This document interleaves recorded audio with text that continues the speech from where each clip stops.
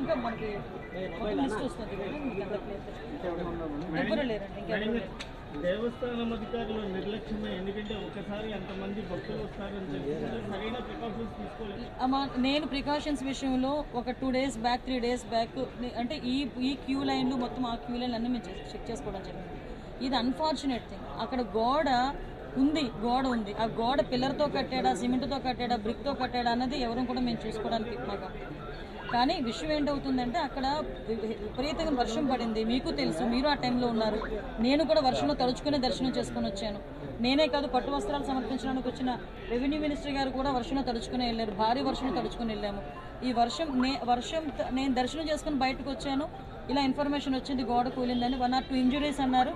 అయినప్పటికీ కూడా నేను వచ్చి చూస్తానని చెప్పి నేను పుట్అవుట్ని వచ్చాను. అప్పటి నుంచి ఇప్పటి వరకు మేము ఇక్కడే ఉండడం జరిగింది.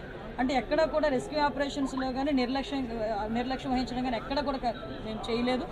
ఇమీడియట్గా క్షతగాతులు ఎవరైతే ఉన్నారో వాళ్ళందరినీ కూడా హాస్పిటల్కి తీసుకెళ్ళి మేము పంపించడం జరిగింది.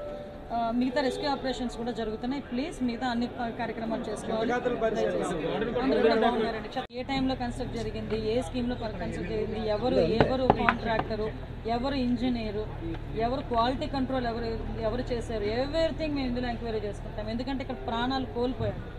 ఈజీగా వదిలేయాల్సిన అవసరం ఏం లేదు. ఇందులో గవర్నమెంట్ కూడా చాలా సీరియస్గా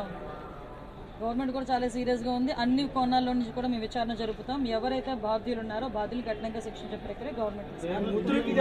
ఏ టైంలో కన్స్ట్రక్ట్ జరిగింది, ఏ స్కీమ్లో కన్స్ట్రక్ట్ జరిగింది, ఎవరు కాంట్రాక్టరు, ఎవరు ఇంజనీరు, ఎవరు క్వాలిటీ కంట్రోల్ ఎవరు చేశారు, ఎవ్రీథింగ్ మేము ఇందులో ఎంక్వైరీ చేసుకుంటాం. ఎందుకంటే ఇక్కడ ప్రాణాలు కోల్పోయాం.